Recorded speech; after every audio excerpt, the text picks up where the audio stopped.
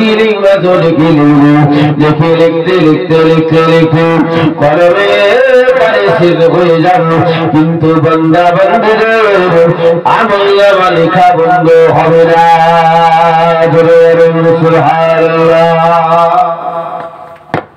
কি বুঝলেন? এখানে বসে আছেন আল্লাহর মালায়েকা ফেরেশতারা এত নেকি লিখবে যে নেকি লিখতে লিখতে কলমের কালি শেষ হয়ে যাবে, কিন্তু আপনার আমলনামা লেখা কিন্তু বন্ধ হবে না। জোরে বলেন সুবহানাল্লাহ। আবাদুর রাসূলুল্লাহ সাল্লাল্লাহু আলাইহি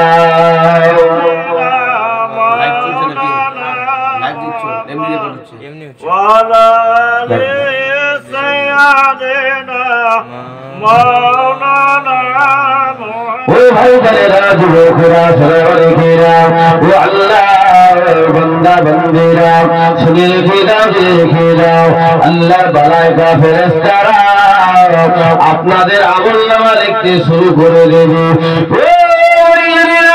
কিতাবের মধ্যে পড়ায় এত নেকি লিখবে এত নেকি লিখবে, তারা লিখতে লিখতে কলমটা খাতা থেকে নেকি লেখা থেকে বঞ্চিত হবে না। একটু জোরে জোরে বলেন সুবহানাল্লাহ। ও ভাইরা বাবা জিরা আমার, ও সোনামণি জিরা আমার, আল্লাহ পাক কুরআন মাজিদে জানিয়ে দিয়েছিল ওয়া মা খালাকুল জিন্না ওয়াল ইনসা ইল্লা লিয়াবুদুন। আমি আল্লাহ পাক রব্বুল আলামিন মানব জাতিকে এবং জিন জাতিকে আমি আল্লাহ সৃষ্টি করেছি শুধুমাত্র আমার ইবাদত বندگی করার জন্য। একটু জোরে জোরে বলেন সুবহানাল্লাহ। আল্লাহ পাক আমাদের কি জন্য সৃষ্টি করেছেন? ওয়া খালাকুল জিন্না ওয়াল ইনসা ইল্লা লিয়াবুদুন। আমি আল্লাহ পাক মানব জাতিকে এবং জিন জাতিকে আমি আল্লাহ সৃষ্টি করেছি কি জন্য? শুধুমাত্র আমার ইবাদত বندگির জন্য। একটু জোরে বলেন সুবহানাল্লাহ। আজ আমরা মুসলমান ঠিক মতন ইবাদত বندگি করছি? এই জোরে বলে ঠিক মতন ইবাদত বندگি করতে পারি না। কারণ যদি আমাদের ভিতরে আল্লাহর ডর ভয় যদি মানুষের ভিতরে থাকতো, তাহলে মুসলমান আজকে এই মাহফিল ছেড়ে দিয়ে বাড়িতে ঘুমিয়ে থাকতে পারতো না। যদি এখানে নাচ গান ফাংশন নাটক খেলা হাড়ি খেলা বেলা যদি হতো, তাহলে লোকের জায়গা দেওয়া যেত না। কিন্তু আমরা মুসলমান ভালো কাজে যাই না, খারাপ কাজে যাই। ঠিক বলছি না? কিন্তু হয়তো অনেকে মনে ভাবছে হয়তো যে ওর বাপ মরেছে, ওর বাড়ি জলসা, তা আমি কি করতে যাবো? অনেক এটা ভাবছে। কিন্তু বাবাজি, এই যে আজকে আমরা এই মাহফিলে বসেছি, এই দুয়ারটাকে শুধু এই বাড়িওয়ালার জন্যই হবে না, সমাজ সকলের জন্য হবে, সকলের জন্য হবে। কিন্তু আমরা মুসলমান, আমরা বুঝি না। বুঝেছেন? আমরা বুঝেও বুঝি না। কিন্তু বাবাজি না, একটু ভুল বুঝবেন। এখানে আসলে বসলে উঠলে আল্লাহ পাক রব্বুল আলামিন আমাদের প্রতি বেশি খুশি হয়ে যায়, রাজি হয়ে যায়।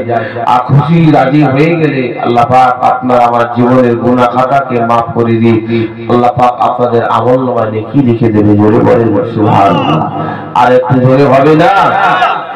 ও ভাইজানেরা যুবকেরা ও সোনামণিকেরা, আজ আল্লাহ পাক রব্বুল আলামিন পৃথিবীর জমিনে এমন একটা উদ্দেশ্য নিয়ে এমন একটা নিয়ত করে আল্লাহ পাক পৃথিবীর জমিনে মানব জাতিকে পাঠিয়েছে।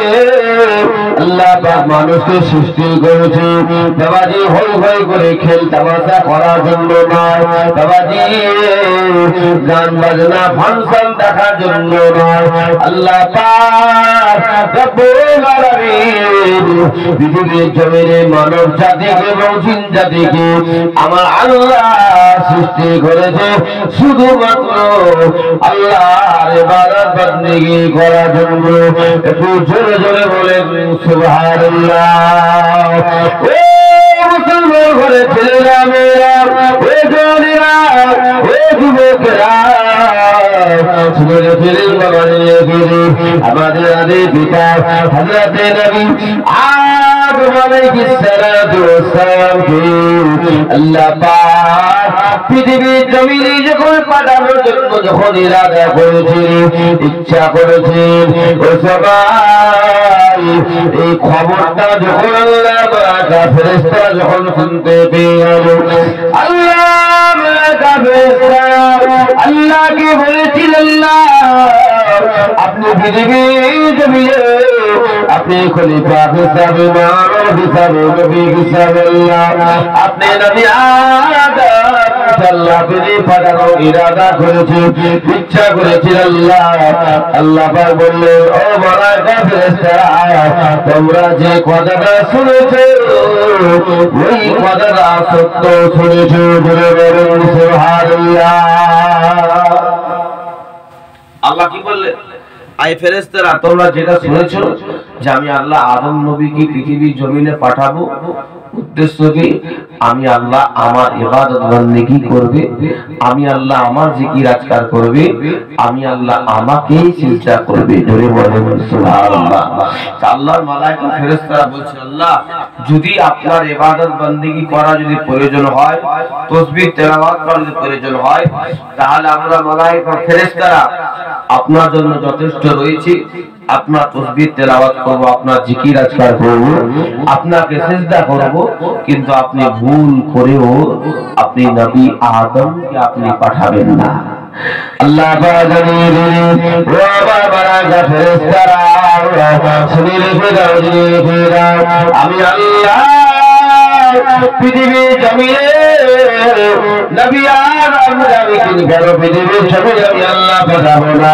কি জন্য আমাকে নিষেধ করছো? আমাকে আল্লাহ মালায়েকা ফেরেশতারা বলেছিলেন, আপনি পৃথিবীর জমিনে মানব জাতিকে পাঠানোর আগে আল্লাহ আপনি জিন জাতিকে পাঠিয়েছিলেন, কিন্তু জিন জাতিরা আপনার ইবাদত বন্দেগী করতে করতে একদিন তারা আপনার আইনকে হুকুমকে অস্বীকার করেছিল, আপনার আইনকে অস্বীকার করেছিল, আপনার হুকুমকে অস্বীকার করেছিল। আল্লাহ ওই জন্য আপনি তাদেরকে ধ্বংস করে দিয়েছিলেন। সেরকম আল্লাহ আদম নবী সন্তান সন্তানেরাও পৃথিবীর জমিনে একদিন না একদিন তারা বংশ বিস্তার করবে, কিন্তু বংশ বিস্তার করার পরে আদম নবী সন্তান সন্তানেরা আল্লাহ তারা আপনাকে ভুলে যাবে, আল্লাহ আপনাকে তারা সিজদা করতে অস্বীকার করবে। আল্লাহ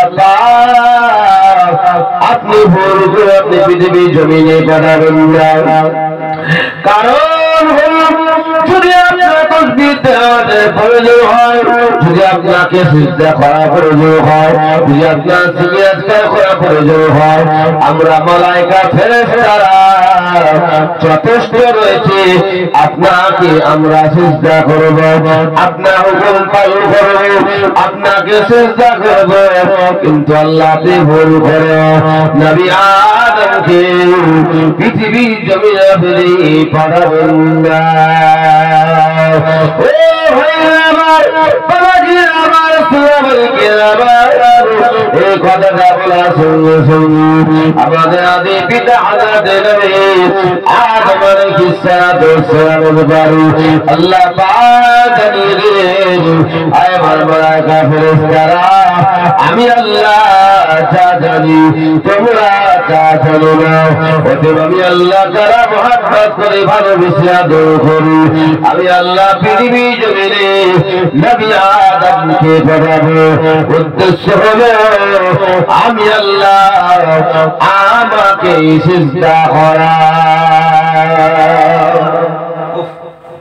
উদ্দেশ্য কি? আমি আল্লাহ আমাকে তারা সিজদা করবে, আমি আল্লাহ বড় খুশি হয়ে যাব। জোরে বলেন সুবহানাল্লাহ।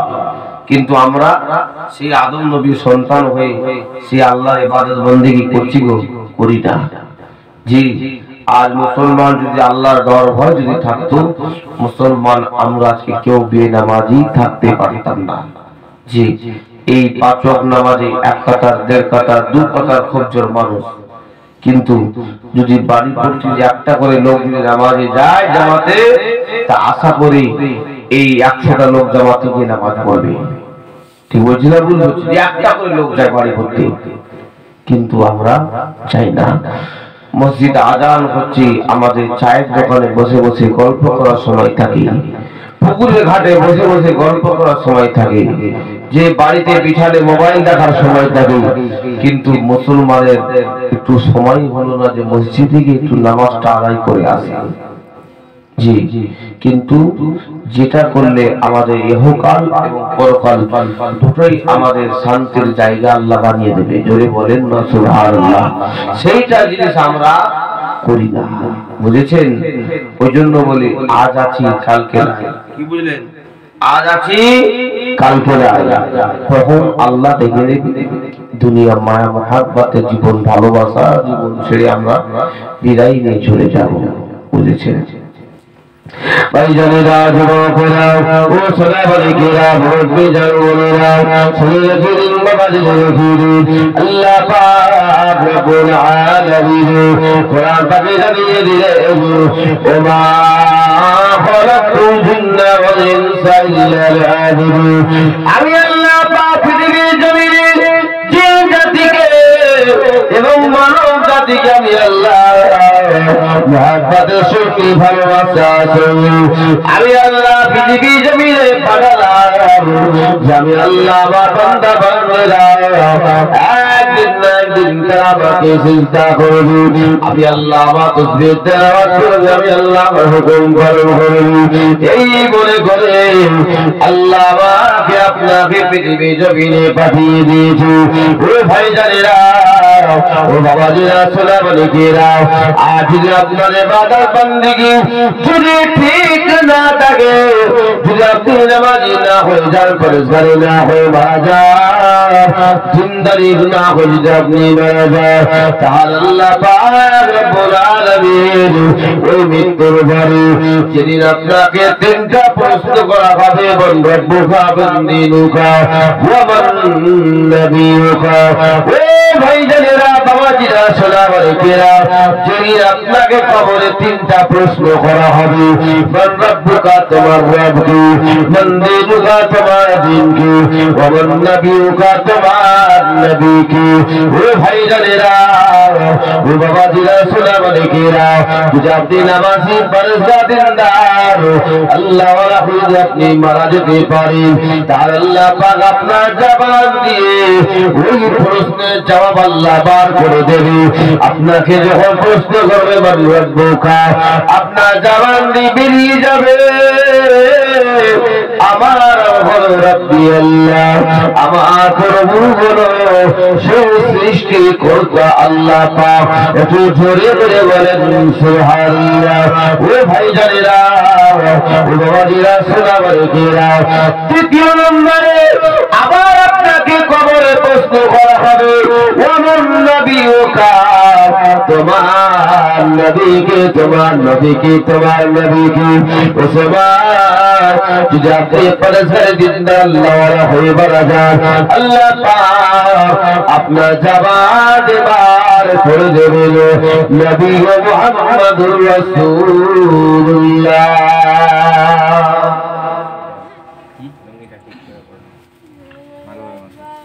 কি বললাম? তোমার নবীকে, আমার তোমার নবীর নাম কি?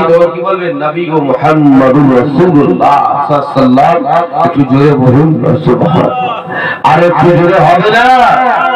ও ভাইজানেরা, ও যুবকেরা, সোনাবালিকেরা, ও আল্লাহওয়ালা করেরা, পরেশগার গণেরা, তিন নম্বরে আবার আপনাকে প্রশ্ন করা হবে, নবী মান দীনুকা তোমার দিন কি। ও সমাজ যদি আপনি পরেশগার দিনদার আল্লাহওয়ালা হয়ে আপনি মারা যান, আল্লাহ পাক আপনার জবান দিয়ে বার করে দেবেন দ্বীনুল ইসলাম, আমার ইসলাম ধর্ম হলো ইসলাম ধর্ম। আল্লাহ পাক কোরআন মাজিদে জানিয়ে দিয়েছেন, ইন্নাদ দীনা ইন্নাল্লাহ শামাইল ইসলাম যত রকমের ধর্ম আছে বাবা তার মধ্যে সব থেকে আল্লাহ তাআলা করে উত্তম ধর্ম হলো সেই ধর্মের নাম হলো ইসলাম ধর্ম। ও ভাইরা বাবাজিরা সোনাবাড়িরা আজ যদি আপনি নামাজ না পড়ে রোজা না রাখেন তাসবিহ তেলাওয়াত না করেন আপনি জিকির আজকার না করেন যে আপনি দান খায়রাত যদি না করে মারা যায় তাহলে আপনাকে যখন প্রশ্ন করবে তখন আপনি বলবেন হাল আদরি আমি কিছুই জানি না আমি কিছুই জানি না। কি বলবেন যে আমি কিছুই জানি না। আর যদি আপনি নামাজি পরেশগার দিনদারি হয় যদি মারা যান তাহলে আল্লাহ পাক আপনার জবান দিয়ে এই প্রশ্নের জবাবগুলো আল্লাহ আপনার দেওয়ার ক্ষমতা দেবে। জোরে বলেন সুবহানাল্লাহ। বুঝেছেন? আর যদি মাদ্রাসা মসজিদ আমি জিকির আজকার পাক মাহফিল আমি চিনতে না পারি তাহলে আমার জন্য ওই প্রশ্নের জবাব পাওয়া আমার জন্য কি হবে কঠিন হয়ে যাবে। কবর হলো আখিরাতের প্রথম মঞ্জিল। যে ব্যক্তি কবরে ধরা পড়ে যাবে সমস্ত জায়গায় ধরা পড়ে যাবে আর যে ব্যক্তি কবরে ছাড় পেয়ে যাবে সমস্ত জায়গায় ছাড় পেয়ে যাবে। বুঝেছেন? ওই ভাই জানেরা ও বাবাজিরা সোনামানিকেরা বড় জানগরেরা শুনে গিরি বাবাজিরা গিরি আল্লাহ নবী জানিয়ে দিয়েছে কবর হলো আখিরাতের প্রথম মঞ্জিল। বাবা যেদিন আপনাকে মানুষ যখন আপনি মারা যাবেন ইন্তেকাল হয়ে যাবেন একবার দরুদ শরীফ আল্লাহুম্মা সাল্লি আলা সাইয়্যিদিনা মাওলানা মুহাম্মদ ওয়া আলা আলি সাইয়্যিদিনা মাওলানা মুহাম্মদ আল্লাহুম্মা সাল্লি আলা সাইয়্যিদিনা মাওলানা মুহাম্মদ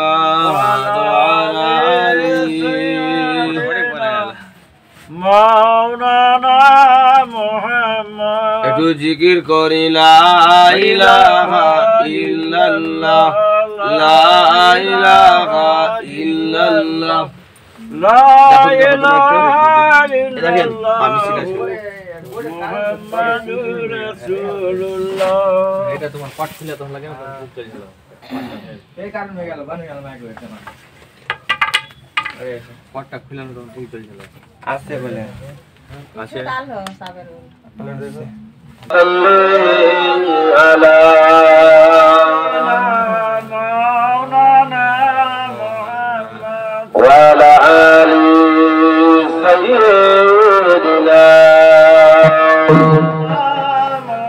মাওলানা মুহাম্মদ फलक पर चालू जैसा हो नबी का नाम ऐसा है फलक पर चांद जैसा है नबी का नाम ऐसा है दिलों से गम मिटाता है मोहम्मद याद आता है फलक पर चांद जैसा है नबी का नाम ऐसा है दिलों से गम मिटाता है मोहम्मद याद आता है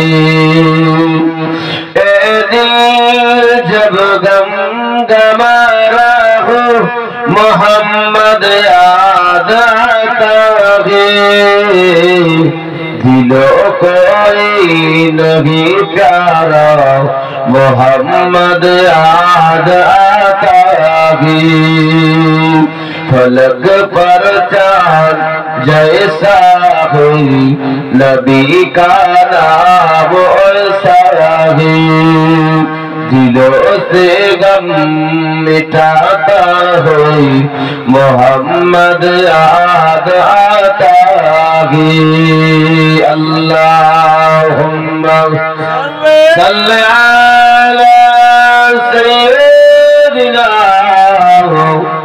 মাওলানা মুহাম্মদ ওয়া আলা আলি সাইয়্যিদিনা। ও ভাইজানেরা, ও বাবাজিরা, সোনামানিকেরা, ভক্তিরা, বলিরা, যে কথা বলছিলাম আমি, আল্লাহ পাক রব্বুল আলামিন কবর কি বড় কঠিন জায়গা বানিয়েছে বাবা। যখন আপনি বলে যাওয়ার পরে, ইন্তেকাল হয়ে যাওয়ার পরে, যেদিন আপনাকে মানুষ গোসল করে দিয়ে, কাফন দাফন করিয়ে দিয়ে, বাবাজির জানাজা হয়ে যাওয়ার পরে, যেদিন আপনাকে মানুষ কবরে নামিয়ে দেওয়ার সময় দোয়া পড়বে বিসমিল্লাহি ওয়া আলা মিল্লাতি রাসূলিল্লাহ। যখন আপনাকে কবরে নামিয়ে দেওয়া হবে, কবরে নামিয়ে দেওয়ার পরে মিনহা খলাকনাকুম ওয়া ফিহা নুঈদুকুম ওয়া মিনহা নুখরিজুকুম তারাতান উখরা। বলি তিল মতো মাটি দিয়ে যখন মানুষেরা বাড়ি চলে যায়, কিতাবের মধ্যে পাওয়া যায় 40 কদম হাঁটার পরে আপনার কবরে বাবা 2 জন ফেরেশতা চলে আসবে। কত কদম হাঁটবে? 40 কদম। ও ভাইজানেরা, 40 কদম হাঁটার সঙ্গে সঙ্গে আপনার কবরে 2 জন ফেরেশতা চলে আসবে। ও ভাইজানেরা, ওই 2 জন ফেরেশতা আসার পরে যখন আপনাকে কবর থেকে তোলা হবে, যদি আপনি নামাজের ফরজা দিন না, আল্লাহ রাখো, যদি আপনি মারা যান, ইন্তেকাল হয়ে যান, ওই সময় আপনি কবর থেকে ওঠার সঙ্গে সঙ্গে আপনি নামাজ পড়ার জন্য, উযু করার জন্য আপনি পানি খোঁজ করবেন। জোরে বলেন সুবহানাল্লাহ, আরো জোরে বলেন সুবহানাল্লাহ। ও ভাইজানেরা, আল্লাহ মালায়েকা ফেরেশতারা জিজ্ঞেস করবে, ও বান্দা, ও আল্লাহ বান্দা, আমি তোমাকে তুললাম হিসাব নিকাশ দেওয়ার জন্য, তুমি কি হঠাৎ করে খোঁজাখুঁজি শুরু করে দিলে? বলো আল্লাহ বান্দা বলে, ও আল্লাহ মাহবুব বান্দারা, ও আল্লাহ মালায়েকা ফেরেশতারা, শুনে রাখেন, জেনে রাখেন, এখন আসরের নামাজের ওয়াক্তের সময় হয়ে গেছে, নামাজের সময়টা চলে যাচ্ছে। আমি উযু করে নিয়ে আমি 4 রাকাত নামাজ আমি আদায় করব। আমি তার জন্য আমি উযু করার জন্য পানি খোঁজ করছি। জোরে বলেন সুবহানাল্লাহ, আরো জোরে বলেন সুবহানাল্লাহ। ও ভাইজানেরা, ও যুবকেরা, সোনামানিকেরা, আল্লাহর মালায়েকা ফেরেশতারা আর বলবে, ও আল্লাহ নামাজি বান্দা, ও আল্লাহ তারসারে বান্দা, তোমাকে নামাজ পড়তে হবে না, হবে না, হবে না। আল্লাহর মালায়েকা ফেরেশতারা আল্লাহ পাকের দরবারে চলে যাবে, আল্লাহ পাকের দরবারে চলে যাবে। আল্লাহ পাক জিজ্ঞেস করবে, ও আমার মালায়েকা ফেরেশতারা, বলো বলো তোমরা কি দেখে আসলে আমাকে একটুখানি বলো। আল্লাহর মালায়েকা ফেরেশতারা জানিয়ে দেয়, ও আমার আল্লাহ, আপনার বান্দাকে যখন হিসাব নিকাশের জন্য তোলা হলো, আপনার বান্দা বান্দিরা কবর থেকে তোলার সঙ্গে সঙ্গে আপনার বান্দা নামাজ পড়ার জন্য, উযু করার জন্য পানি খোঁজ করছে। আল্লাহ পাক জানিয়ে দিলেন, ও আমার মালায়েকা ফেরেশতারা, চলে যাও, চলে যাও, ওই বান্দা, ওই বান্দিকে হাতটা ধরে নিয়ে আমি আল্লাহ আমার জান্নাত দান করে দাও। যাও, আমি আল্লাহ আমার দয়ার জন্য তুমি দান করে দাও। জি, আর যদি আমরা নামাজও না পড়ি, রোজাও না রাখি, তাসবিহ তেলাওয়াত যদি না করি, জিকির আজকার যদি না করতে পারি, তাহলে আমরা কবরে উযু করার জন্য পানি খোঁজ করব কি? খোঁজ করব না। কারণ আমি যদি নামাজ পড়ি তাহলে আমার তার প্রতি টান থাকবে, আকর্ষণ থাকবে, যে কখন নামাজের সময় হবে, যে আমি উযু করে নামাজটা আদায় করব। আর যদি আমি নামাজই না পড়ি, পানির প্রয়োজন পড়বে কি? এই জোরে বলেন না, মানুষের পানির প্রয়োজন কখন পড়ে? হয় পিপাসা লেগে মানুষ প্রয়োজন পানি খোঁজ করে, আর কি করে? নামাজের সময় হয়ে গেলে মানুষ প্রয়োজন পড়লে মানুষ পানি খোঁজ করবে। ভাইরা আমার, বাবাজিরা আমার, সোনার মালিকেরা, আল্লাহ পাক জানিয়ে দিলেন, যাও আমার বান্দা বান্দি যখন ওযু করার জন্য পানি খোঁজ করছে, আমার মালায়েকা ফেরেশতা যখন সাক্ষী দিচ্ছে, দাও আমি আল্লাহ আমার মালায়েকা ফেরেশতাদের হাত ধরে আমি আল্লাহ আমার দয়ার জান্নাত দান করে দিলাম। জোরে বলেন সুবহানাল্লাহ। আর একটু জোরে হবে না? ওই ভাইজানেরা, ও যুবকেরা, সোনার মালিকেরা, আল্লাহ মালায়েকা ফেরেশতারা ওই বান্দা বান্দির হাত ধরে আল্লাহ দয়া জান্নাতে যখনই যাবে, দয়া জান্নাতে যখন দেবে, আল্লাহর মালায়েকা ফেরেশতাদের হাত খাড়া ছাড়া সঙ্গে সঙ্গে আল্লাহর বান্দা, আল্লাহ নামাজি পরেশগারি বান্দা এত দ্রুত গতিতে ছুটবে, দ্রুত গতিতে ছুটবে। আল্লাহ পাক বলবেন, আয় আমার মালায়েকা ফেরেশতা, আয় আমার বান্দা বান্দীরা, তোমরা কেন এত দ্রুত গতিতে কেন ছুটছো, আমাকে একটুখানি বলুন। আল্লাহর বান্দা বলে, আল্লাহ আপনি আমাকে আপনার দয়া জান্নাত দান করে দিয়েছেন, যদি আপনি আমাকে পিছন দিক থেকে যদি আপনি আমাকে ডেকে নেন, তাহলে আপনার দয়া জান্নাতে আমার থাকা হবে না। এই মনে করে আমি তাড়াতাড়ি করে দ্রুত গতিতে ছুটছি। আল্লাহ পাকে দয়া হয়ে গেল, মায়া হয়ে গেল। আল্লাহ পাক বলে দিয়ে, বান্দারে ছুটতে হবে না, আর দৌড়াতে হবে না, হবে না, আমি আল্লাহ আমার দয়া জান্নাত তোমাকে দান করে দিলাম। আর ওদের বলেন সুবহানাল্লাহ।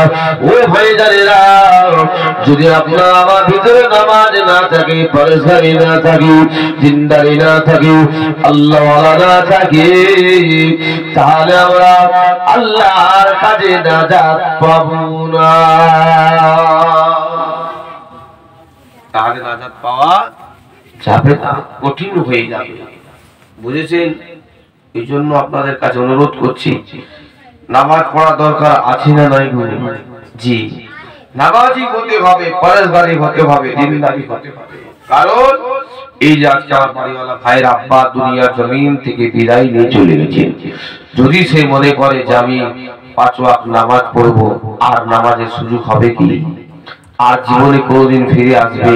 আর জীবনে কোনোদিন ফিরে আসবে না। এমন একটা অজানা দেশে চলে গেছে যেখানে আর তিনি কোনোদিন ফিরে আসবে না। ঠিক বলছি না ভুল বলছি গো বাবা? যে কখন আপনাকে আমাকেও দুনিয়ার মায়া মহাব্বত ছেড়ে দিয়ে চলে যেতে হবে। তবে বাবাজি হই হই করে জীবনটা পার করে দিলে হবে না। বুঝেছেন? ওই জন্য বলি, নিজেকে নামাজি হতে হবে, ছেলে মেয়েকে নামাজি তৈরি করতে হবে। বাপ মা যদি নামাজি হয়, পরেশগারি হয়, দিনদারিও হয়, আল্লাহওয়ালা হয়, তাহলে ছেলে মেয়েও নামাজি, পরেশগারি, দিনদারি, আল্লাহওয়ালা হয়ে যাবে। যদি বলেন না সুবহানাল্লাহ। আর বাপ যদি বোতল খায়, পাউডার খায়, গাঁজা খায়, দেখবেন তার ছেলেও দেখবে গাঁজা শিখবে, গাঁজা খাবে, মদ খাবে, বিড়ি খাবে, সিগারেট খাবে। ঠিক বলছি না ভুল বলছি? ওই জন্য মানুষকে পরিবর্তন হতে হবে।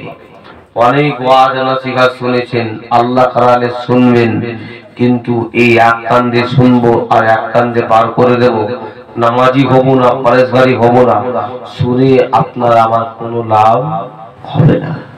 বুঝেছেন?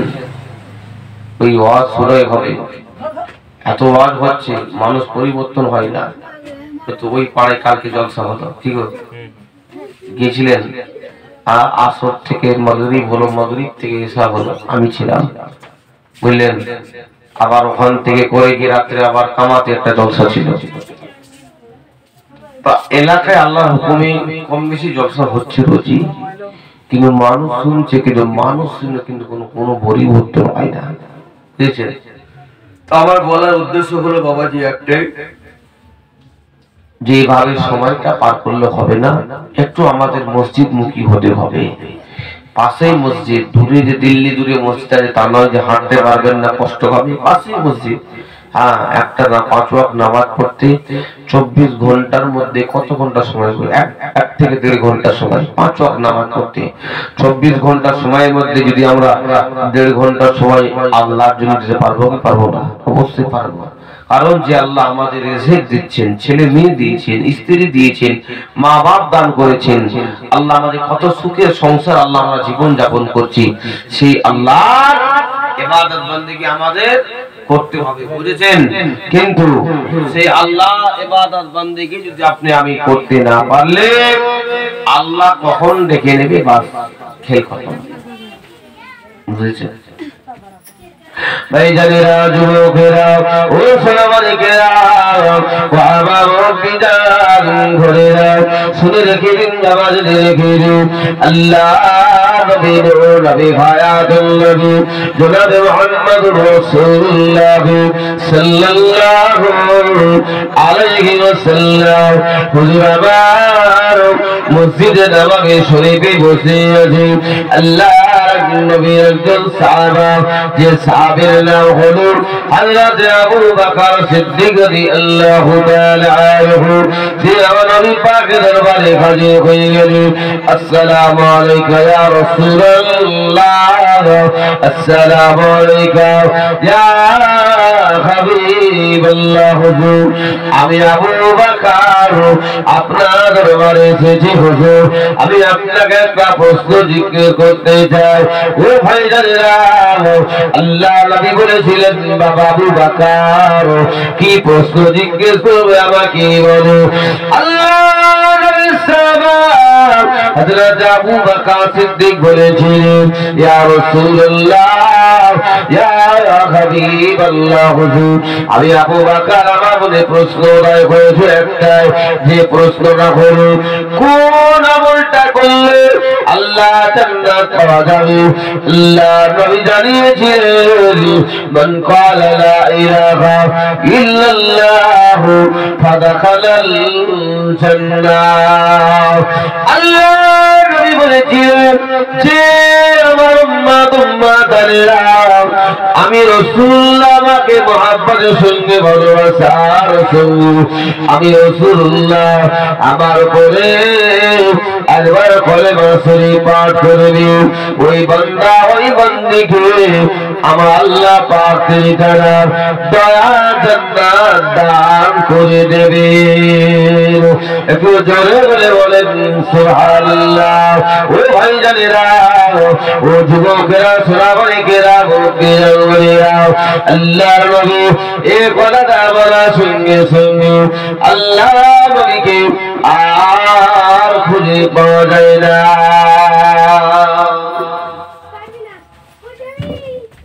কি বললেন? আল্লাহ নবী বললেন, মান ক্বালা লা ইলাহা ইল্লাল্লাহ ফাদাখালাল জান্নাহ। তোমরা কি করো? সবাই ঈমানের সঙ্গে বিশ্বাসের সঙ্গে আমি রাসূলুল্লাহ আমার উপরে যে একবার কলেমা শরীফ পাঠ করবে, ওই কলেমা শরীফ পাঠ করার জন্য আল্লাহ পাক রব্বুল আলামিন কি করবেন? আল্লাহ পাকে তো আর জান্নাত দান করে দেবে। জোরে বলেন সুবহানাল্লাহ। এই এখানে বসো, কোথাও যেতে হবে, সব বসে যাও, বসো বসো, কাজ করতে হবে না, বসো, কাজ করে করে এই যে বস, এটা বস, খালি উঠছে বসতে যে কাজ না পরে আবার দরুদ শরীফ আল্লাহুম্মা সাল্লি আলা সাইয়্যিদিনা ওয়া আলা আলি সাইয়্যিদিনা কাদেরি आस्ताना सलामत रहे, कादरी आस्ताना सलामत रहे, मुस्तफा का गाना सलामत रहे, मुस्तफा का गाना जाना सलामत रहे, पल रहे फिर जगह में दोनों जहां, पल रहे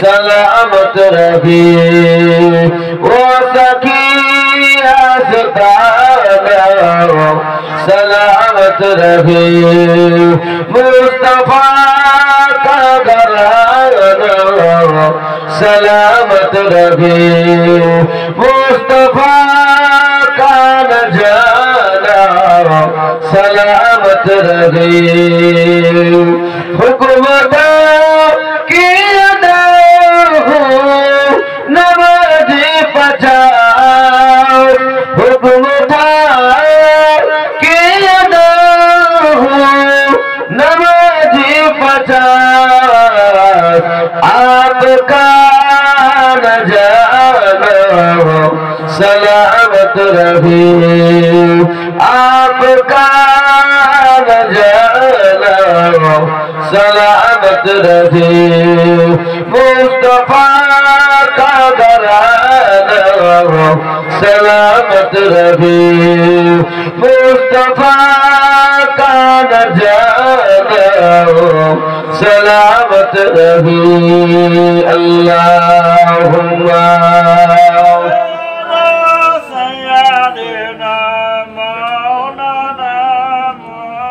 وعلى آل سيدنا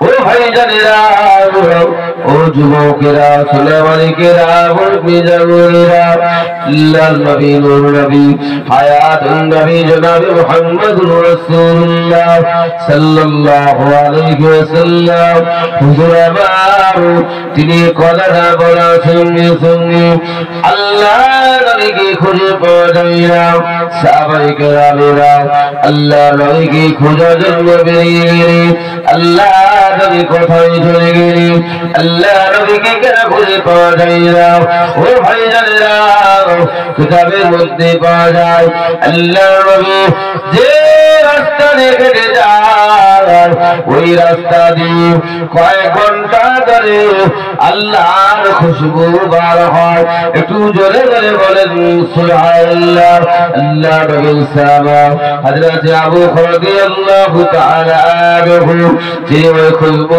ধরে ধরে আল্লাহ নবীকে খোঁজার জন্য বেরিয়ে গেলেন ও ভাইজানেরা দেখতে পাগল যে জায়গার মধ্যে থেকে মিশকে আম্বারে খুশবু বার হয় ওই জায়গাটা চারদিকে দিয়া দিয়ে ঘেরা রয়েছে আল্লাহ নবীর সাহাবী হযরত আবু রাদিয়াল্লাহু তাআলা আনহু ওই দেয়ালের মধ্যে ঢোকার জন্য তিনি ভাঙা জায়গা খুঁজতে লাগলেন খুঁজতে খুঁজতে খুঁজতে খুঁজতে বাবা একটা ছোট্ট ভাঙা জায়গা দেখতে পেলেন ওই ভাঙা জায়গা দিয়ে ভিতরে ঢুকে পড়ল ভিতরে ঢোকা পড়ার পরে দেখতে পেলেন আল্লাহ নবী নবী খায়াতুন নবী আমার জনাবে মুহাম্মদুর রাসূলুল্লাহ সাল্লাল্লাহু হুজুর আমার সিজদায় পড়ে গিয়ে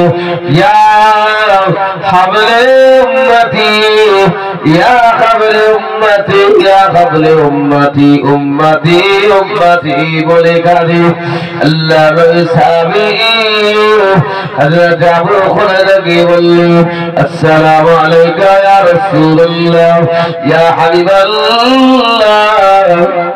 হুজুর আপনি আর কাঁদবেন না হুজুর আপনি সিজদা থেকে মাথা তুলুন মদিনা মানুষেরা আপনাকে দেখতে পাইনি কদিন তারা খাওয়া দাওয়া ছেড়ে দিয়েছে তারা অনাহারে আছে হুজুর আপনি মদিনার জমিন আপনি পেয়ে চলুন আল্লাহ নবী মাথা থেকে সিজদা থেকে মাথা তুললেন ও ভাইজানেরা আল্লাহ নবী বললেন ও আমার সাহাবা বুখারীরা শুনে রেখে দাও আমি রাসূলুল্লাহ তোমাকে জানিয়ে দিলাম যে পর্যন্ত আমার গুনাহগার উম্মতে মুহাম্মদ আলীকে আল্লাহ পাক মাফ করেছেন ক্ষমা করে দিয়েছেন তার আগে পর্যন্ত আমি রাসূলুল্লাহ সাল্লাল্লাহু আলাইহি ওয়াসাল্লাম সিজদা থেকে মাথা তুলব না ও ভাইজানেরা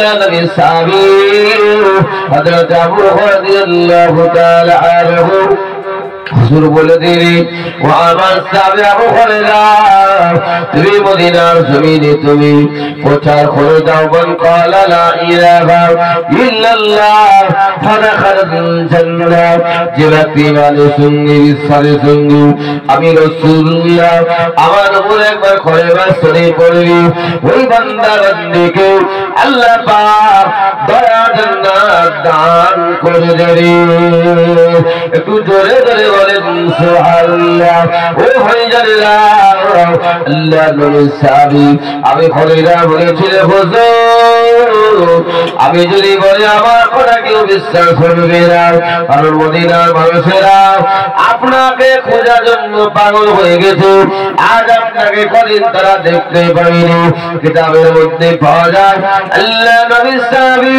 হযরত আবু হুরায়রাকে একটা পাগড়ি কিংবা একটা জুতো তৈরি করে দিয়েছিলেন আর মদিনার জমিনে গলিতে গলিতে প্রচার করতে বলল মান ক্বালা লা ইলাহা ইল্লাল্লাহ ফাদাখালাল জান্নাহ ও ভাইজানেরা আল্লাহ নবী সাহাবী আবু হুরায়রা আল্লাহ নবীর কথা শুনে আয় মদিনার জমিনে গলিতে গলিতে প্রচার করতে লাগলেন মান ক্বালা লা ইলাহা ইল্লাল্লাহ ফাদাখালাল জান্নাহ ও ভাইজানেরা এই কলেমার কথাটা প্রচার করতে করতে করতে আল্লাহ নবীর একজন সাহাবী যার নাম হলো হযরত ওমর ফারুক রাদিয়াল্লাহু তাআলা আনহু হুজুরের সঙ্গে দেখা হয়ে গেল আল্লাহ নবী সাহাবী আবু হুরায়রা জবান দিয়ে কথাটা শুনে আল্লাহ নবী সাহাবী হযরত ওমর ফারুক একটা চড় মেরে দিল বাবা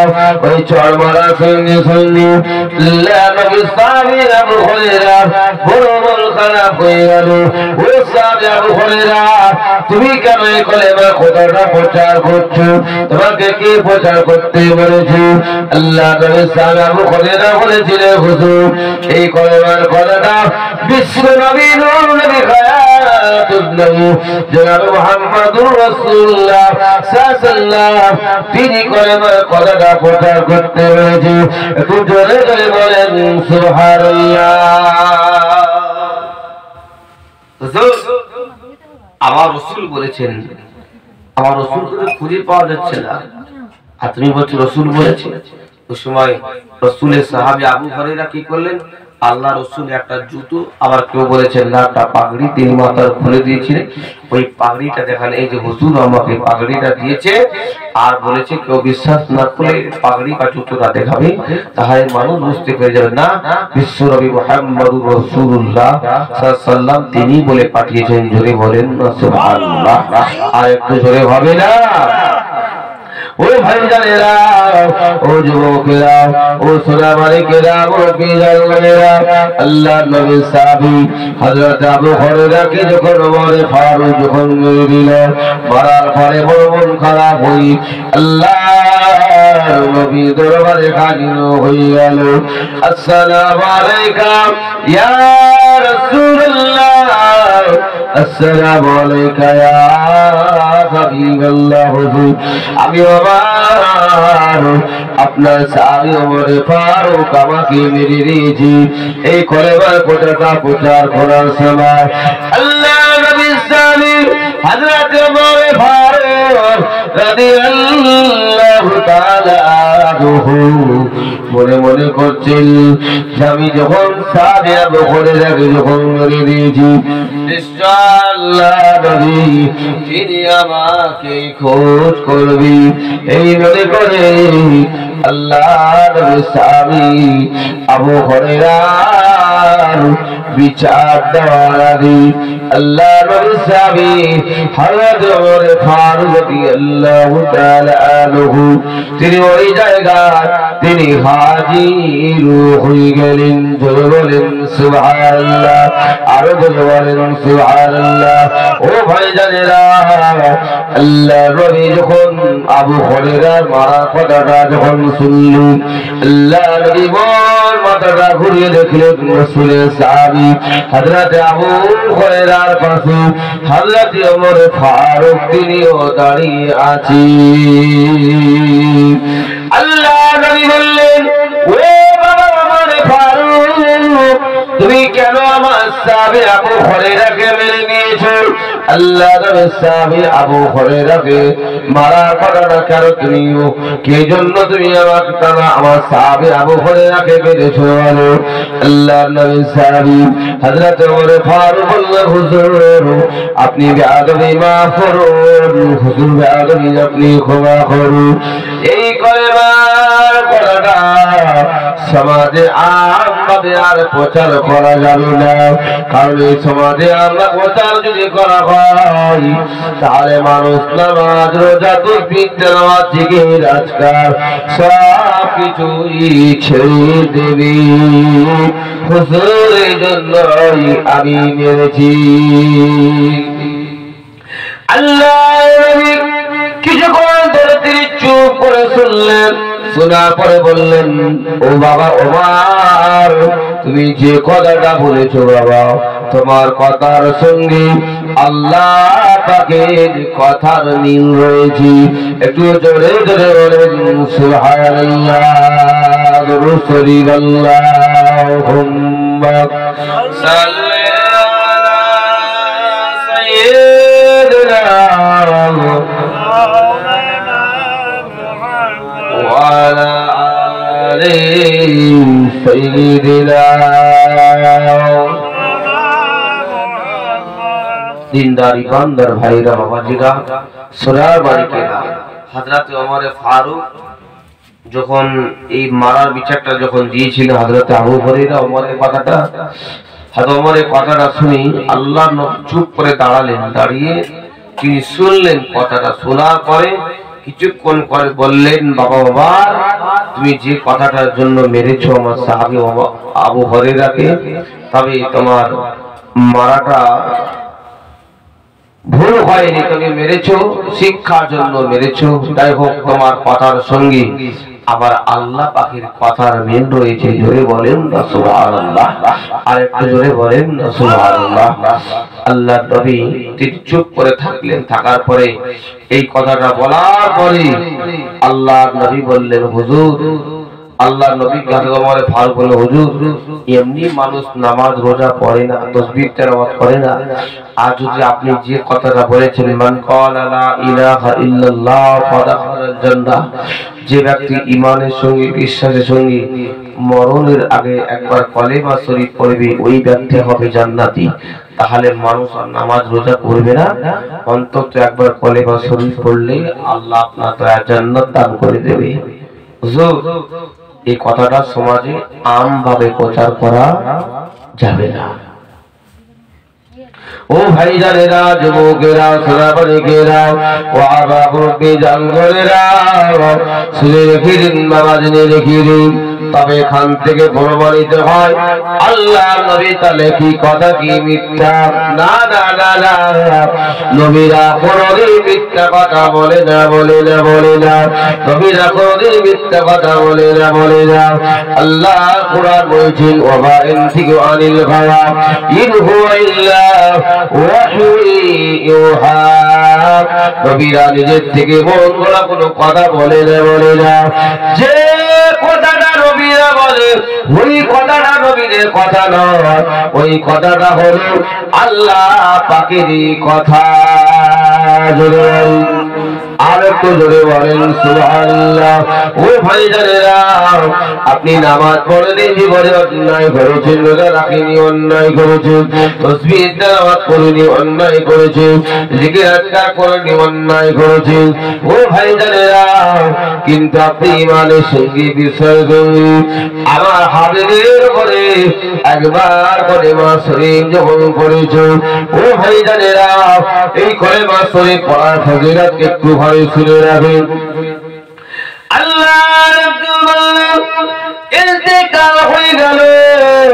ইন্তেকাল হয়ে যাওয়ার পরে ওই বান্দা বান্দের মিজানের পাল্লায় বাবা একদিকে গুনাহ চাপিয়ে দেওয়া হলো, একদিকে বাবাজি নেকির পাল্লা চাপিয়ে দেওয়া হলো। দেখতে পাওয়া গেল নেকির পাল্লাটা হালকা হয়ে গেল, গুনার পাল্লাটা ভারী হয়ে গেল। ও ভাইজানেরা, এবার বাবা আল্লাহ পাক জানিয়ে দিলেন, বান্দারে তুমি আমার এই বান্দাকে তোমরা জাহান্নামে দিয়ে দাও। ওই বান্দা বান্দিটা জাহান্নামের ভয় বাবা তিনি কাঁদতে শুরু করে দিয়েছে, তিনি জাহান্নামের ভয় কাঁদতে শুরু করে দিয়েছে। ও আল্লাহ, আমি জীবনে নামাজ পড়িনি, বড় অন্যায় করেছি। আমি জীবনে এক মাসে রোজা রাখিনি, বড় অন্যায় করেছি। আমি কলেমা শরীফ পড়েছি, আমি জিকির আজকার করিনি, বড় অন্যায় করেছি। আমি মিথ্যা কথা বলেছি, বড় অন্যায় করেছি। আমার বাপ মার হক আদায় করিনি, বড় অন্যায় করেছি হুজুর। তবে একটা কাজ করেছি, যে কাজটা হলো যে নবীকে সৃষ্টি না করলে আসমান জমিন কুরসি আজিম জান্নাত জাহান্নাম কিছু সৃষ্টি হতো না। ওই নবীর পরে আমি একবার কলেমা শরীফ পড়ে নিয়েছি, কারণ আপনার হাবিব বলেছেন মান ক্বালা লা ইলাহা ইল্লাল্লাহ ফাদাখালাল জান্নাহ। আল্লাহ জানিয়ে দিলেন,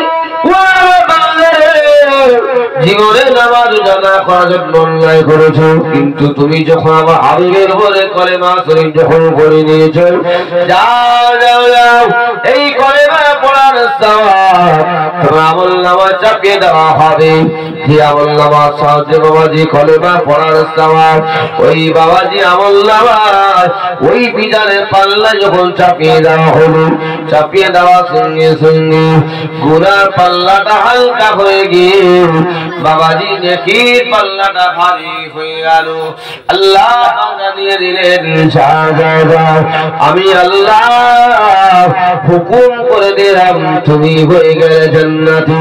একটু জোরে জোরে বলেন সুবহানাল্লাহ, আরো জোরে বলেন সুবহানাল্লাহ। আল্লাহুম্মা সাল্লি আলা সাইয়্যিদিনা মাওলানা মুহাম্মদ وعلى آل سيدنا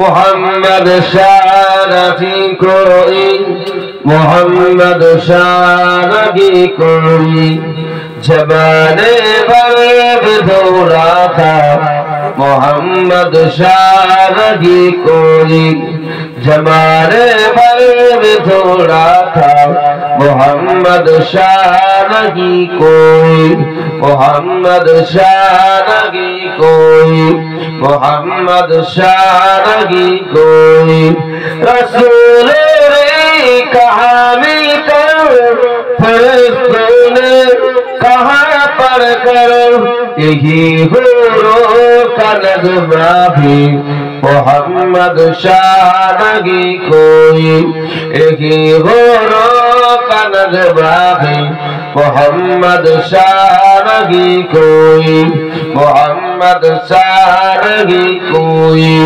محمد شارفی کوئی تحریر وہ لکھا ہے نبی کا نام اونچا ہے تحریر وہ لکھا ہے نبی کا نام اونچا ہے مائیکل عاد لکھتا بھی محمد شارفی کوئی مائیکل عاد لکھتا بھی محمد شارفی کوئی محمد شارفی کوئی محمد شارفی کوئی ابو بکر عمر عثمان علی چار کہتا ہے ابو بکر عمر عثمان علی چار प्यार करता है कोई दुनिया में ऐसे भी मोहम्मद शाह नहीं कोई मोहम्मद शाह नहीं कोई मोहम्मद शाह नहीं कोई हजारों मार खाकर भी हजारों जख्म सहकर भी बिलाल भरोस करता भी मोहम्मद शाह नहीं कोई बिलाल भरोस करता भी मोहम्मद शाह नहीं कोई मोहम्मद शाह नहीं कोई मोहम्मद शाह नहीं कोई अल्लाहुम्मा सय्यदना व आले सय्यदना ভাইরা আমার বাবাজিরা আমার সোনার মানিকের আমার যে কথা আমি বলেছিলাম যে নিজেকে পরিবর্তন হতে হবে আমি বলেছিলাম না নিজেকে নামাজি হতে হবে ছেলে মেয়েকে নামাজি দুই করতে হবে নিজের পরেশগারি হন দিনদারি হন আল্লাহওয়ালা হন তাহলে ছেলে মেয়েও আপনার নামাজি পরেশগারি দিনদারি আল্লাহওয়ালা হবে বাবা বুঝেছেন আর নিজে যদি নামাজ না পড়েন ছেলে মেয়েও নামাজি হবে না তবে একটা কথা বলি বাবা হ্যাঁ নামাজ পড়া যেরকম ফরজ পর্দার সঙ্গে থাকাটা হচ্ছে মা বোনদের জন্য হচ্ছে কি ফরজ আর নামাজ না পড়লে যেরকম জাহান্নামে যেতে হয় পর্দার সঙ্গে না থাকলেও আল্লাহর জাহান্নামে যেতে হবে বুঝেছেন খাতুনে জান্নাত हजरत फातिमा ज़हरा রাদিয়াল্লাহু তাআলা আনহা कि अल्लाह पाक যত মেয়েরা জান্নাতে যাবে সমস্ত মেয়েদের জান্নাতের सरदारनी अल्लाह पाक করেছিলেন কাকে রাসূলের বেটি হযরতে ফাতিমাকে জোরে বলেন না সুবহানাল্লাহ আর একটু জোরে হবে না আল্লাহ হযরতে ফাতিমা রাদিয়াল্লাহু তাআলা আনহা इंतकाल हो जावार आगे तना शरीरे एत असुस्थ एत জ্বর থাকা অবস্থায় অসুস্থ থাকার পরেও তিনি এক ওয়াক্তের নামাজ তিনি ছেড়ে দেন নাই জোরে বলেন না সুবহানাল্লাহ বুঝেছেন इंतकाल হবে তার আগে এত শরীরে জ্বর বসতে পারছেন না দাঁড়াতেও পারছেন না নামাজের আযান হয়ে গেছে মসজিদে নববী মদিনা শরীফ আযান হয়ে গেছে রাসূলের বেটি ফাতিমা রাদিয়াল্লাহু তাআলা আনহা তিনি নামাজ পড়বেন শরীর খুব খারাপ তিনি অসুস্থ দুটো ছেলে কলেজার টুকরা সন্তান হযরত ইমাম হাসান হযরত ইমাম হুসাইন রাদিয়াল্লাহু তাআলা আনহু দুজনাই মায়ের মাথার কাছে বসে আছে মা বলছেন বেটা হাসান ইমাম হুসাইন আমি তোমার মায়ের শরীর বড় অসুস্থ তবে আমি বেশিক্ষণ হয়তো আর থাকবো না আল্লাহর রাস্তায় মিলাই নিয়ে চলে যাব তবে তোমার আব্বা শেরে খোদা হযরতে আলী যদি বাড়িতে আসে তোমার আব্বাকে একটুখানি আমার কাছে ডেকে দিও আমি মনের কয়েকটা কথা বলবো আল্লাহর নবীর বেটি ফাতিমা রাদিয়াল্লাহু তাআলা আনহা শরীর অসুস্থ বেড়ে গেল বাবা শেরে খোদা হযরতে আলী রাদিয়াল্লাহু তাআলা আনহা তিনি বাড়িতে আসলেন বাড়িতে আসার পরে আল্লাহ নবী কলেজার টুকরা নাতি হযরত ইমাম হাসান ইমাম হুসাইন ছুটে আব্বা জান শেরে খোদা হযরত আলীর কাছে চলে গেলেন আব্বা জান আমার মায়ের বড় শরীর বড় অসুস্থ মা শরীরের তাপমাত্রা বেড়ে গেছে আব্বা আমার আম্মা জান আপনাকে ডেকে পাঠিয়েছি সে মনে কয়েকটা কথা বলল শেরে খোদা হযরত আলী রাদিয়াল্লাহু তাআলা আনহু তিনি স্ত্রী ফাতিমা কথা শুনে আর তিনি দেরি করলেন না তিনি ছুটে ছুটে ছুটে ছুটে হযরতে ফাতেমার কাছে চলে গেলেন। ও ভাইজানেরা, হযরতে ফাতেমার কাছে যখন চলে গেলেন, হযরতে ফাতেমা তার স্বামী হযরতে আলীকে বললেন, ও আমার স্বামী, আমি ফাতেমা, আমার শরীরে অসুস্থ বেড়ে গেছে, আমার শরীরে বড় জ্বর তাপমাত্রা বেড়ে গেছে, আমি ফাতেমা আর বেশিক্ষণ থাকবো না, আল্লাহর রাস্তে আমি বিদায় নিয়ে চলে যাবো। ও আমার স্বামী, আমি বিদায় নিয়ে যাওয়ার আগে আমি আপনাকে কয়েকটা ওসিয়ত করে যাই, যদি আপনি আমার ওসিয়ত যদি আপনি মানেন, আমি ফাতেমা বড় খুশি হয়ে যাব। একটু জোরে জোরে বলেন সুবহানাল্লাহ। ও ভাইজানেরা, হযরতে ফাতেমা এক নম্বরে বলেছিলেন, স্বামী গো, আমি মরে যাব, ইন্তেকাল হয়ে যাব, তবে যতদিন তোমার সঙ্গে ঘর সংসার করেছি, চলাফেরা করেছি, ওঠা বসা করেছি, যদি আমার কথাবার্তা মাধ্যমে যদি ভুল ত্রুটি হয়ে থাকে, স্বামী গো, আপনি আমাকে ক্ষমা করে দিন, আপনি আমাকে মাফ করে দেন। এই কথাটা যখন বলেছি, হযরত আলীর চোখ দিয়ে টপ টপ করে পানি গড়িয়ে যায়। হযরত আলী বলেন, ও আমার স্ত্রী ফাতেমা, তোমার জীবনে কোনোদিন চলাফেরাতে কোনো ভুল নয়, কোনো ত্রুটি নয়, কোনোদিন আমি ভুল ধরতে পারিনি, তুমি এমন কেন কথা বলো, তুমি কি জন্য আমার কাছে ক্ষমা চাইছো?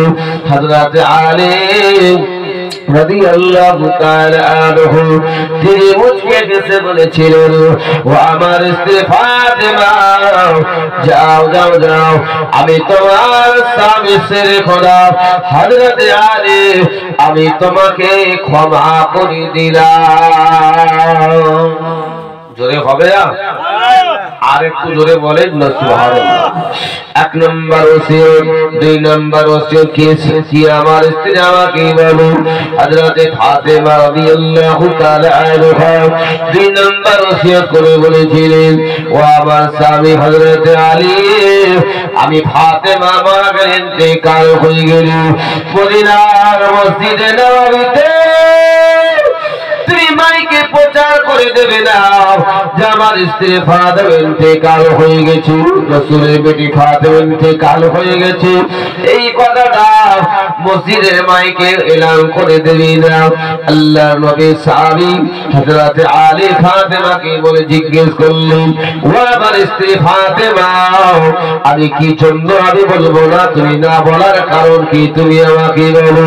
হযরত ফাতেমা বলেছিলেন, ও শেরে খোদা হযরত আলী, আপনি শুনে রাখেন, জেনে রাখেন, আল্লাহ পাক আমাকে মেয়েদের জান্নাতের সরদারনি করে বানিয়েছি। আমি ফাতেমা, আমি মরে যাব, ইন্তেকাল হয়ে যাব, আমার কথাটা মদিনার মসজিদে নববীর মাইকে বলা হবে।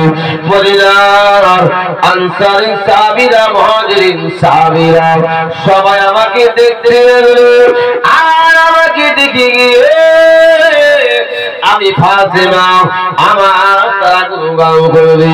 রাসূলের বেটি ফাতেমা মোটা আছে না পাতলা আছে, কালো আছে না ফর্সা আছে, নীলা আছে না খোড়া আছে, এই গুণগান গুলো আমার আলোচনা করবে। আমি ফাতেমা, আমার পর্দার খেলাফ হয়ে যাবে, আমি ফাতেমা আল্লাহর কাছে হিসাব দিতে পারবো না। ও আমার স্বামী, এই জন্য আমি তোমাকে বলতে নিষেধ করলাম। ও ভাইজানেরা, আর 3 নম্বর ওসিয়ত হলো, দিনের বেলা আমাকে দাফন কাফন করে দিও না, রাতের বেলায় লুকিয়ে লুকিয়ে লুকিয়ে গিয়ে ওই জান্নাতুল বাকি কবরস্থানে গিয়ে আমাকে রাত্রে বেলা দাফন করে দেবে। ও ভাইজানেরা, আর যখন আমাকে খাটিয়ায় করে নিয়ে যাবে, অন্য কোন মানুষ যাতে আমাকে না ধরে, অন্য যখন মানুষ যাতে আমাকে না ধরে নিয়ে যায়, হযরত আলী বলে, ও আমার স্ত্রী ফাতেমা, আমি তোমাকে একা ধরে নিতে পারবো না, আমি কি একা পারবো? হযরত ফাতেমা বলেছিলেন, স্বামী আপনি মাথার দিকে ধরবেন, আর আমার দুটো ছেলে হযরত ইমামে হাসান ইমামে হুসাইন আমার ছেলে দুটো পায়ের দিকে ধরবে, ধরে নিয়ে গিয়ে আর রাত্রে বেলায় জান্নাতুল বাকি কবরস্থানে রাত্রে লুকিয়ে লুকিয়ে মাটি চাপা দিয়ে দিও। ও ভাইজানেরা, এ কথা বলার সঙ্গে সঙ্গে হযরতে ফাতেমা শরীরে জ্বর তাপমাত্রা বেড়ে গেল। বাবা নামাজ পড়বে, নামাজ পড়া এক রেখাত নামাজ পড়েছি বাবা, আর দ্বিতীয় রাকাত নামাজ পড়তে গিয়ে আর তিনি সিজদা থেকে মাথা তুলতে পারলেন না, সিজদায় পড়ে গিয়ে আল্লাহর রাস্তে বিদায় নিয়ে নিলেন। ইন্না লিল্লাহি ওয়া ইন্না ইলাইহি রাজিউন। ও ভাইজানেরা, হযরতে ফাতেমা রাদিয়াল্লাহু তাআলা আনহা ইন্তেকাল হয়ে যাওয়াতে আল্লাহ নবী সাহাবী হযরত ইমাম হাসান ইমাম হুসাইন রাদিয়াল্লাহু তাআলা আনহু তারা দুই ভাই কাঁদছেন, হযরত আলী কাঁদছেন। হযরত আলী মনে মনে চিন্তা করছেন, আমার স্ত্রী আমাকে রাত্রে বেলায় দাফন কাফন করতে বলেছে, মাইকে প্রচার করতে নিষেধ করেছে, এখন আমি আমার ছেলে ইমামে হাসান হোসাইনকে সান্ত্বনা দেব না আমি কবরস্থানে গিয়ে মাটি খুঁড়ব? কোন দিকে যাব? মাটি খুঁড়বো না ছেলেদেরকে সান্ত্বনা দেব? ও ভাইজানেরা, হযরত আলী চিন্তা করছেন। এবং সময় আল্লাহ নবীর একজন সাহাবী যার নাম হলো হযরত আবু যার গফারি রাদিয়াল্লাহু তাআলা আনহু, তিনি বাড়িতে ঘুমিয়ে আছেন, বাড়িতে ঘুমিয়ে আছেন। এমন সময় আল্লাহ নবী নূর হায়াতুন নবী জনাব মুহাম্মদুর রাসূলুল্লাহ সাল্লাল্লাহু তিনি স্বপ্নের মাধ্যমে দেখিয়ে দিলেন, ও আমার সাহাবা আবু যার গফারি, তুমি আর ঘুমিয়ে থেকো না, ঘুমিয়ে থেকো না, তাড়াতাড়ি করে উঠে যাও, কারণ আমার বেটি হযরতে ফাতেমা দুনিয়া জমিনে আর হায়াতে নাই, বেঁচে নাই, সে দুনিয়া জমিন থেকে বিদায় নিয়েছি। তুমি দেরি করো না, তাড়াতাড়ি করে ছুটে ছুটে চলে যাও। ও হযরত ইমাম হাসান হুসাইন কাঁদে, হযরত আলী কাঁদে, রাসূলের সাহাবা আবু যার গফারি ঘুম থেকে উঠে কাঁদতে কাঁদতে কাঁদতে আল্লাহ নবীর সাহাবী হযরতে আলীর বাড়িতে গিয়ে হাজির হয়ে গেল। হাজির হয়ে যাওয়ার পরে রাত্রে টুকটুক করে দরজায় আওয়াজ দেয়। হযরত আলী চিন্তা করে, একে একে গভীর রাতে আমার স্ত্রী ফাতেমা ইন্তেকাল করেছি, মনে দুঃখ ব্যথা বেদনা, আর রাতের বেলা আমার দরজায় কে আওয়াজ দেয়? যেই দরজা খানা খুলে দিয়েছে, দরজা খানা খুলে দেওয়ার সঙ্গে সঙ্গে আল্লাহ নবীর সাহাবী হযরত আবু যার গফারি বললেন, আসসালামু আলাইকুম ইয়া আলী, আসসালামু আলাইকুম ইয়া আলী।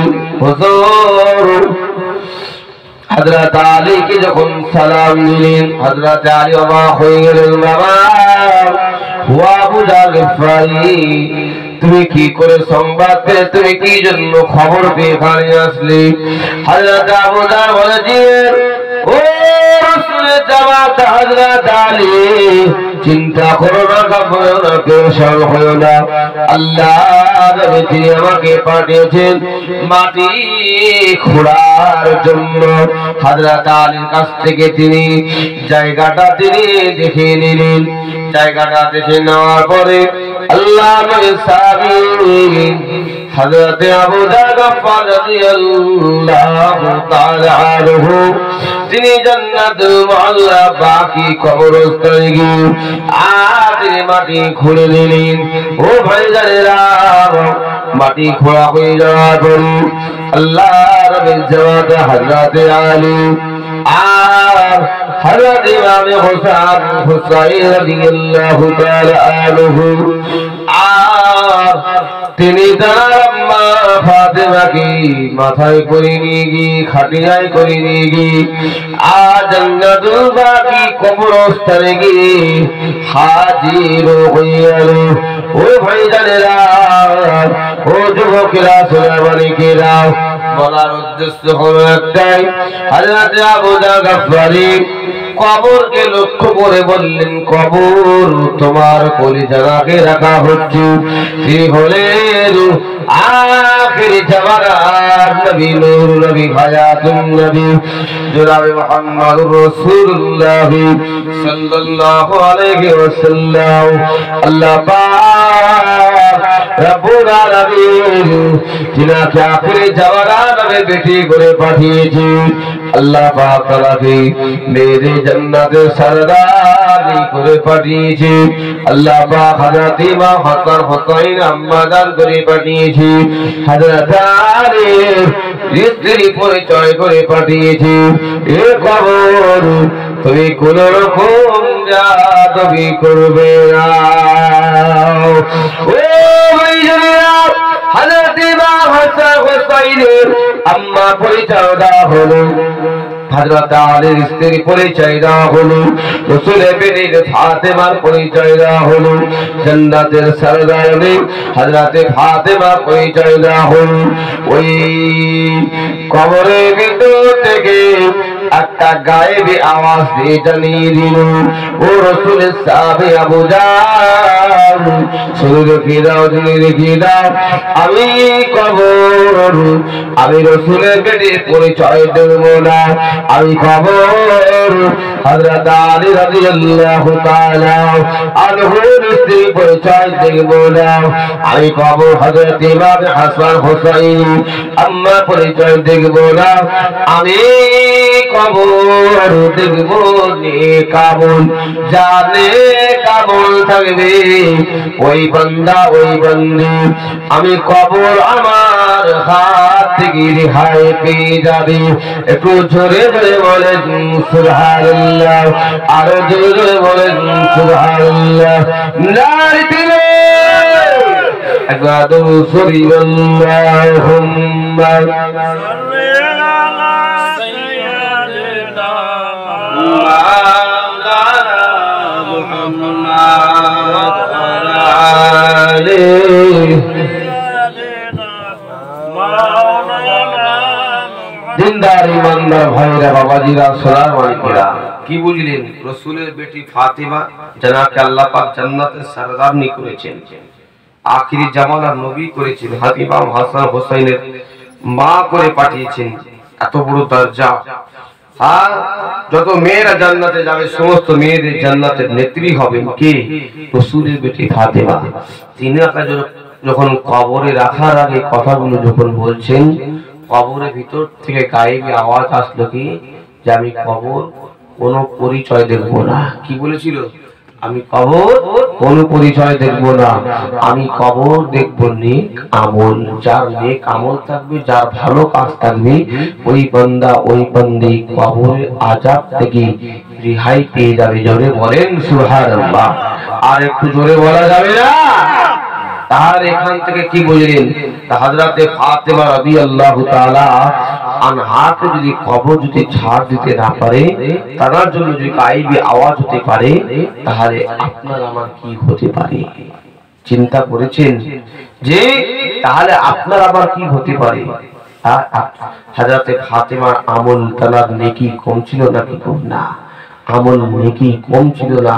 অথচ হযরতে ফাতেমা রাদিয়াল্লাহু তাআলা আনহার জন্য গায়েবী আওয়াজ এসে গেল। কিন্তু আপনার আমার কি হতে পারে? বুঝেছেন? আপনার আমার কি হতে পারে? ওই জন্য আপনাদের জোর হাত করে বলছি, বাবা কোনো গরম দেখে কোনো পার হওয়া যাবে না। আমি মওলানা সাহেব, আমি হাফিজ সাহেব, আমি পীর সাহেব, আমি তরবেজ সাহেব, আমি ফকির সাহেব, আমি নেড়া সাহেব, যে সাহেব হোক নাই কেন কোন সাহেবের ছাড় হবে না। বুঝেছেন?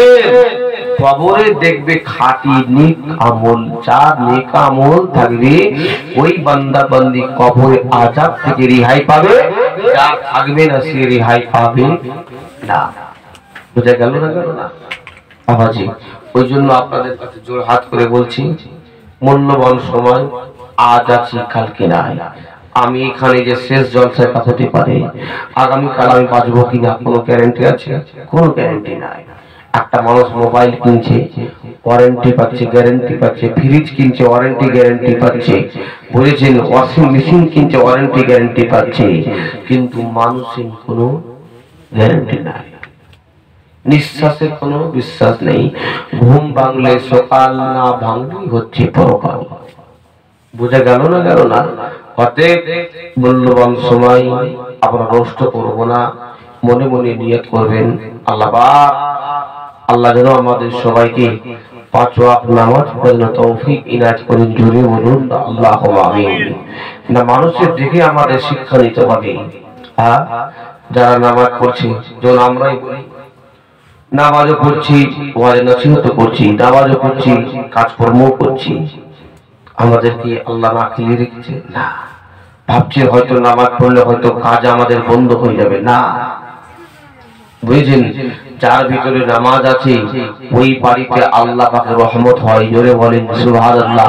যে বাড়িতে কোরআন শরীফ তেলাওয়াত হয় ওই বাড়িতে আল্লাহ পাকের রহমত বর্ষণ হয়, নাজিল হয়। আল্লাহ পাক টাকা পয়সা রুজি রোজগারে আল্লাহ পাক বরকত দেয়। আপনি নামাজ পড়বেন না, টাকা পয়সা রোজগার করবেন, থাকবে না। অভাব বন্টনে একের পর এক বিপদ আপদ লেগেই থাকবে। এক হাতে আসবেন, এক হাতে খরচ হয়ে যাবে। তার মানে কি? আপনি আল্লাহ আল্লাহ রসুলের মোহাব্বত ভালোবাসা থেকে আপনি বঞ্চিত আছেন বলেই আল্লাহ পাক কি করবেন? আপনার টাকা পয়সা রুজি রোজগার থেকে বরকত কমিয়ে দেবে। বুঝেছেন? নাহলে আপনি চিন্তা করেন, একটা মাওলানা সাহেব কত বেতন? 5,000, 7,000, 8,000, 10,000। মসজিদের ইমামের বেতনের কথা বলছি। একটা মানুষের বলে তো বর্তমান সময় 10,000 টাকায় সংসার চলবে। আপনারা নিজেরা চিন্তা করবেন, আমাদের বাড়িতে 4টা 5টা ছেলে মেয়ে আছে, একটা সংসারে কত খরচ। ঠিক বলছি না ভুল বলছি? কত খরচ আপনারা বুঝতে পারছেন। এই কয়েকদিন আগে চলে গেল 60 টাকা 70 টাকা কেজি পেঁয়াজ, 40 টাকা কেজি আলু। খাবেন কি? হ্যাঁ, ওই 300 টাকা দিনে আমাদের রুজি রোজগার করে হবে? হবে না। কিন্তু আল্লাহ পাক এতেই বরকত দেয়। তার কারণ কি? তাওয়াক্কালতু আলাল্লাহ, আমরা আল্লাহর উপরে ভরসা করে আছি। অনেকে দেখবেন 500 কামাচ্ছে, 1000 কামাচ্ছে, 2000 কামাচ্ছে, অথচ খাও পৌঁছবে না। তার মানে কি? তার মধ্যে নামাজ নেই, পরেজগারি নেই, দিনদারি নেই, যার কারণে তার অভাবও ফুরাচ্ছে না। বুঝলেন? ওই জন্য আল্লাহর সঙ্গে থাকলে আল্লাহ আপনার সঙ্গে থাকবে। জোরে বলেন সুবহানাল্লাহ। আমি কথাগুলো ঠিক বলছি না ভুল বলছি? জি, আল্লাহর উপরে তাওয়াক্কুল করেন, ভরসা করেন, রুজি রোজগারের মালিক হলেন আল্লাহ।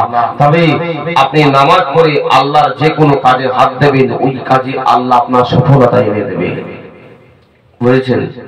ওই জন্য বলি আপনাদের পাশেই কেরানি মসজিদ, ইস্টার্নে মসজিদ, এদিকে যাবেন, এখানে যাবেন, এখানে পড়ে নেবেন। বাড়ি থাকবেন এই মসজিদে চলে যাবেন। কি যখন আর কোথায় বাইরে চলে যাবেন কাজে, একা একা ওযু করে নিয়ে একা নামাজ পড়বেন। বলেন তো কোন সাহেব, কোন কমিশন, কোন দফাদার কোনদিন নামাজ পড়তে আপনাকে বাধা দেবে? কোনদিন বাধা দেবে না। যদি বলেন নামাজ পড়বো, বলবেন যে আগে কাজ করতে হবে, নামাজ পড়বি, কথা বলবেন না। যাও, নামাজের জন্য ছাড় আছে, আছে না নাই গো? কিন্তু আমরা মুসলমান নিজেরা পড়বো তো বলবো কাকে? বুঝেছেন? আল্লাহর কাছে দোয়া চাইবো, আল্লাহ যেন আমাদের সবাইকে 5 ওয়াক্ত নামাজ পড়া তৌফিক ইনায়াত করেন। জোরে বলুন আল্লাহুম্মা আমিন, জোরে বলুন আল্লাহুম্মা আমিন। আসেন সকলে বিশ্ব নবীর সামনে দাঁড়িয়ে সালাত ও সালাম পড়িয়া নবী সালাম।